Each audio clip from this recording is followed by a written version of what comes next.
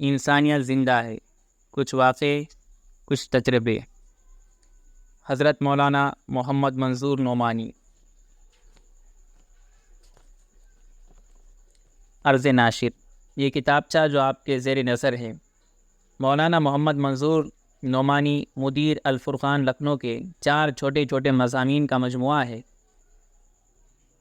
ان میں کے ہر مضمون میں مولانا نے اپنی زندگی کا کوئی خاص سبق آموز اور پرتاثیر واقعہ اور تجربہ نہایت سادہ انداز میں بیان کیا ہے۔ ہر واقعے کی روح اور اس کی پکار یہ ہے کہ انسانیت زندہ ہے۔ یقین کے ساتھ امید ہے کہ جو پڑھے گا وہ اس کی سطر سطر بلکہ لفظ لفظ سے متاثر ہوں گا۔ یہ مضامین مختلف اوقات میں لکھے گئے اور مختلف رسائل و اخبارات میں شائع ہوئے تھے اور اب تک انہی کی فائلوں میں دبے پڑے تھے۔ بعض وہ حضرات جنہوں نے کبھی یہ مضامین پڑھے تھے اور ان سے بہت متاثر ہوئے تھے، ان کی تحریک پر اب اس کتابچے کی شکل میں ان کو کتب خانہ الفرقان کی طرف سے شائع کیا جا رہا ہے۔ مولانا نے ہماری درخواست پر مضامین پر نظر ثانی بھی کی ہے۔ توقع ہے کہ ہر پڑھنے والے کے دل میں یہ جذبہ ضرور پیدا ہوگا کہ زیادہ سے زیادہ لکھے پڑھے لوگوں تک اس کو پہنچایا جائے۔ محمد حسان نعمانی، ناظم کتب خانہ الفرقان لکھنؤ، 15 اگست 1971 عیسوی۔ میں بھول نہیں سکتا، 42-43 سال پہلے کی بات ہے، غالباً 1928 کی سردی کا موسم تھا۔ میں اس زمانے میں امروہہ میں مدرس تھا۔ ایک ضرورت سے دیوبند جانے کا اتفاق ہوا۔ چونکہ دن ہی کی ٹرین سے جانا تھا اور دن ہی کی ٹرین سے واپس آنا، اس لیے بستر بلکہ کمبل تک ساتھ لینا ضروری نہ سمجھا۔ وہاں کے کام سے فارغ ہو کر میں ایسی ٹرین سے روانہ ہوا جو شام کو غازی آباد پہنچاتی تھی اور تھوڑی دیر کے بعد امروہہ جانے والی ٹرین مل جاتی تھی۔ اس دن اتفاق سے وہ ٹرین لیٹ ہو گئی اور غازی آباد پہنچ کر معلوم ہوا کہ امروہہ والی ٹرین جا چکی۔ اب اس کے بعد رات کو قریباً 11 بجے دوسری ٹرین مجھے ملتی۔ میں اس کے انتظار میں پلیٹ فارم پر ہی ایک بینچ پر بیٹھ گیا اور نماز عشاء سے فارغ ہو کر اسی بینچ پر لیٹ گیا۔ ارادہ سونے کا بالکل نہ تھا، لیکن آنکھ لگ گئی۔ کچھ وقت گزرنے پر اسٹیشن کے کسی ملازم نے اٹھایا اور پوچھا کہ میاں کہاں جانا ہے؟ میں نے بتایا کہ امروہہ۔ اس نے کہا، اوفو، آپ کی ٹرین تو چھوٹ گئی، وہ جا رہی ہے، اب تو صبح کو ملیں گی، اس لیے آپ اسٹیشن کے مسافر خانے میں چلے جائیں۔ میں مسافر خانے میں آ گیا۔ رات کے 11 بج چکے تھے۔ سو کر اٹھنے کے بعد سردی بہت محسوس ہونے لگی۔ پوری رات کاٹنی تھی۔ وہاں ایک پڑی ہوئی بینچ پر کبھی بیٹھ جاتا، کبھی بیٹھے بیٹھے سردی معلوم ہونے لگتی تو ٹہلنے لگتا۔ اس زمانے میں وہاں چائے کی صرف ایک معمولی سی دکان تھی۔ حاشیہ: 40-45 سال پہلے غازی آباد کا اسٹیشن جس درجے معمولی سا تھا، آج اس کا اندازہ بھی نہیں کیا جا سکتا۔ وہ دکاندار بھی اپنا کام بڑھا چکا تھا۔ میں تھوڑی دیر کے بعد جا کر اس کو اٹھاتا اور اس کے سماور سے چائے نکلوا کر پی لیتا۔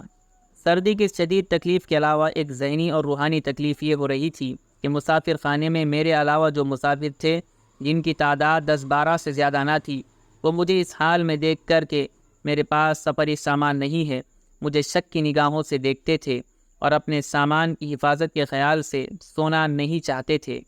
میں زبان سے کچھ کہہ کر ان کو مطمئن اور ان کی اس تکلیف کو دور بھی نہیں کر سکتا تھا۔ مجھے یاد ہے کہ اس روحانی تکلیف سے میرا خون ہوا جاتا تھا اور اس کا نہ کوئی حل تھا اور نہ سردی والی تکلیف کا کوئی علاج۔ بس میں اس حال میں رات کاٹ رہا تھا کہ کبھی بینچ پر بیٹھتا، کبھی ٹہلنے لگتا، کبھی دکان پر جا کر چائے والے کو سوتے سے اٹھا کر اس سے جوشاندہ نما چائے لے کر پیتا۔ اس حال میں رات کے 2:30 بج گئے اور غالباً امروہہ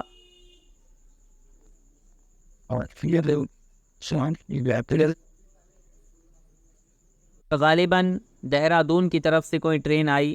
اس سے اتر کے بھی 2-4 مسافر خانے میں آئے اور اپنے اپنے بسترے کھول کر لیٹ گئے۔ ان میں ایک بالکل نوعمر ایک لڑکا بھی تھا جس کی عمر بظاہر 15-16 سال سے زیادہ نہ ہوگی۔ یہ غالباً کسی دولت مند گھرانے کا بچہ تھا اور پہاڑ کی جانب سے آنے کی وجہ سے اس کے ساتھ بہت بڑا بستر تھا۔ اس نے اپنا بستر کھولا، میں بیچ پر بیٹھا ہوا تھا۔ اس نے مجھ سے پوچھا کہ یہاں کہیں دودھ مل سکے گا؟ میں نے بتایا کہ یہ سامنے والے چائے کی دکان پر ہے، وہ سو رہا ہے، اس کے پاس دودھ بھی ہے، بیٹا تم اس کو جا کر اٹھا لو اور اس سے دودھ لے لو۔ اس نے مجھ سے کہا آپ ذرا میرے بستر کو دیکھتے رہے، میں دودھ لے لوں، میں رات کھانا نہیں کھا سکا۔ وہ لڑکا دکان چلا گیا اور وہاں سے دودھ لے کر آیا۔ بطور تواضع کے اس نے مجھ سے بھی پینے کو کہا، میں نے معذرت کر دی۔ وہ اپنے بستر پر بیٹھ کر دودھ پینے لگا۔ اس کے بعد وہ بستر پر لیٹ گیا۔ میں نے محسوس کیا کہ وہ بیچارہ بھی بار بار میری طرف دیکھتا ہے۔ مجھے بڑا دکھ ہوا کہ یہ بیچارہ بھی میری وجہ سے چین سے نہ سو سکے گا۔ چند ہی منٹ کے بعد وہ اٹھ کر میرے پاس آیا اور پوچھا کہ اس سردی میں آپ اس وقت اس طرح کیوں بیٹھے ہیں، کہ کوئی کمبل یا چادر بھی آپ کے پاس نہیں؟ میں نے کہا بیٹا تم آرام کرو، میرا واقعہ یہ ہے کہ میرا پروگرام رات کو 9 بجے اپنے گھر امروہہ پہنچ جانے کا تھا۔ اتفاق سے میری ٹرین چھوٹ گئی، اب صبح سے پہلے میرے لیے کوئی ٹرین نہیں ہے۔ اس نے جلدی سے 2 کمبل اپنے بستر سے نکالے، ایک کمبل نیچے بچھایا اور مجھ سے کہا کہ میں اس کمبل پر لیٹوں گا اور دوسرا کمبل اوڑھوں گا اور آپ میرے بستر پر لیٹے۔ میں نے ازراہ تکلف عذر کیا۔ اس نے سخت اصرار کیا تو میں نے اس سے کہا کہ اچھا تو پھر بیٹا تم اپنے بستر پر لیٹو، میں تمہارے اس کمبل پر لیٹوں گا اور دوسرا اوڑھ لوں گا۔ اس نے اصرار سے کہا کہ آپ کو میرے اس بستر پر آرام کرنا ہوگا۔